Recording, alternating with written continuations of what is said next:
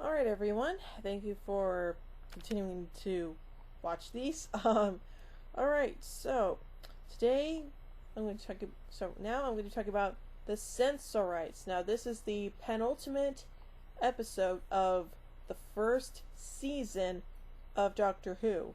So, let's go right down to it and talk about the Sensorites. The TARDIS travelers land on a moving spaceship and find the crew apparently dead. However, one of the crew members, Captain Maitland, regains consciousness and Ian Chesterton fully revives him and another woman, Carol Richmond. These two tell the travelers that they are on an exploration mission from Earth and are orbiting the sense sphere. However, its inhabitants, the Sensorites, refuse to let them leave the orbit. The Sensorites visit and stop the travelers from leaving while sending them on a collision course, which the Doctor diverts. Travelers then meet John, whose mind has been broken by the Sensorites, and find out that he is Carol's fiancé. Aww. Returning to plague the crew, the Sensorites freeze Carol and Maitland once more. The Doctor breaks Maitland's mental conditioning, but cannot help John. Susan's telepathic mind is flooded with the many voices of the Sensorites who remain scared of the humans and are trying to communicate with her. Meanwhile, the Doctor works out that the Sensorites attacked the human craft because John, a mineralogist, had discovered a vast supply of molybdenum on Sensphere. Susan reports that the Sensorites want to make contact with the travelers, asking the crew to go aboard Sensphere, and it's kind of a tongue twister, and reveal that a previous Earth expedition caused them great misery. The Doctor refuses, but Susan, under duress, agrees and begins to leave the ship. The Doctor deduces that the Sensorites need plenty of light, so Ian reduces the lighting on the ship, rendering the Sensorites helpless and rescuing Susan. The Doctor then asks the Sensorites to return his lock and is invited to go to Sensphere to speak with the leader. Susan, Ian, Carol, and John join him while Barbara and Maitland stay behind. John is promised that his condition will be reversed. On their journey to Sensphere, the party learn that the previous visitors from Earth exploited Sensphere for its wealth, then argued. Half of them stole the spacecraft, which exploded on takeoff. Yeesh. The Sensorite Council is divided over the issue of inviting the party to Sensphere.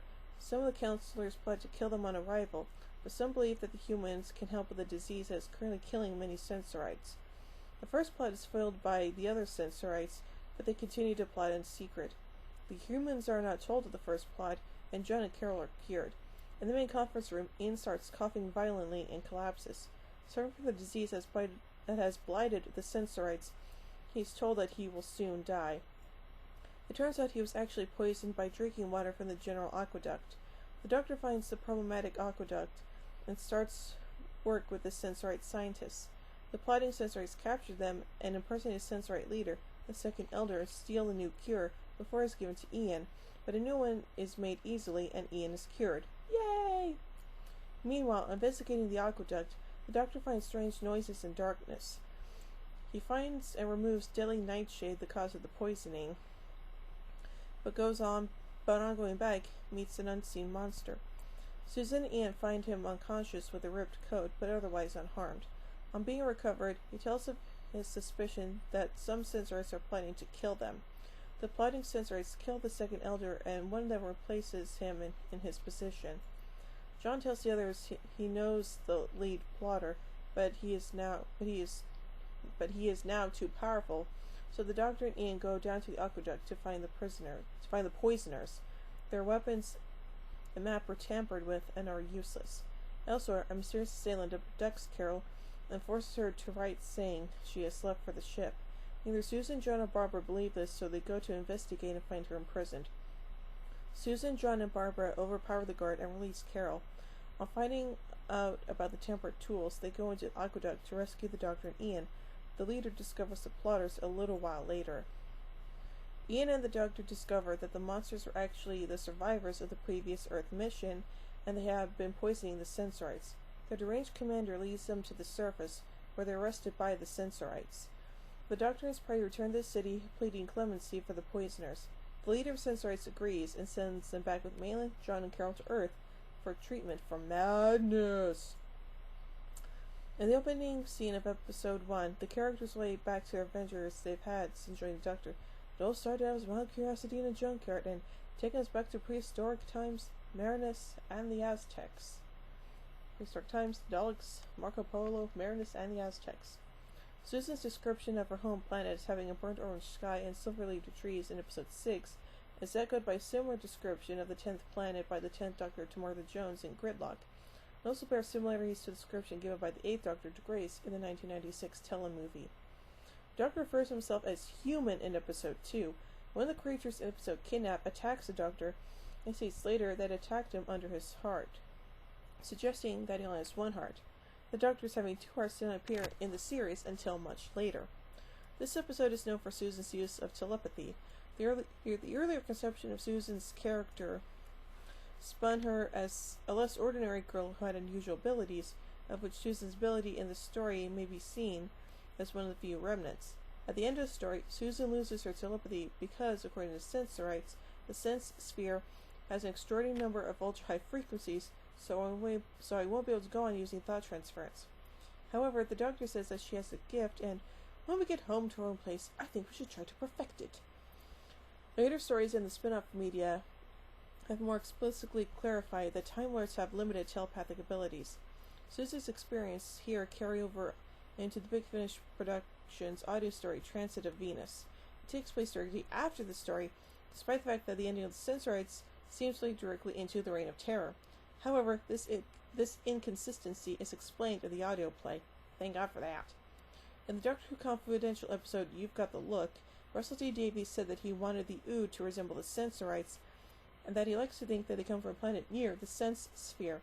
This was later confirmed in the 10th Doctor episode Planet of the Ood, in which the Doctor visits the Ood's homeworld, the Ood Sphere, and mentions that he once visited the Sense Sphere in the same system. Jacqueline Hill, who plays Barbara, does not appear in episodes 4 and 5, though she was still credited on screen. Designer Raymond Cusick avoided the use of straight lines and right angles in a sense for the Sense Sphere, in deliberate contrast to the alien buildings of other stories. Peter R. Newman based the story on time he spent in a Japanese POW camp in World War II. In 2008, Radio Times reviewer Mark Braxton wrote that the Sensorites were a triumph of realization in their appearance and in their hierarchy, culture, and customs, but felt they were developed to the detriment of the humans, despite Stephen Dartnell's upsettingly good as the psychologically damaged John.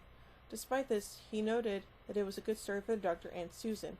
IGN's Arnold T. Blumberg gave the serial a score of 7 out of 10, writing that the story builds some nice suspense in the first 2 episodes and features some great design and lighting, as well as a willingness to fall almost entirely silent and let the slow burn roll, and that later on the Sensorites were rather appropriately portrayed in shades of grey, instead of the black and white monsters like the Daleks.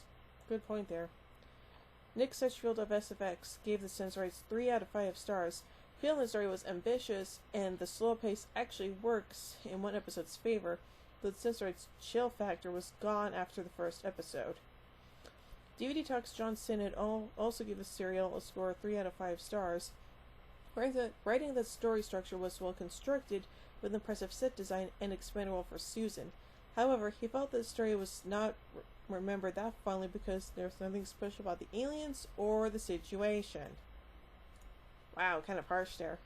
But if I saw this episode, I might agree with that. So on that note, I'm giving the Sensorites 3 out of 5 sonic screwdrivers. Well, join me next time as we talk about the final episode of the very first season, The Reign of Terror. Until next time, oh my giddy aunt, when I say run, run! I've reversed the polarity of the neutron flow. Would you like a jelly baby? Fantastic! Allons-y! Geronimo! Bow ties are cool, vests are cool, and Stetsons are cool.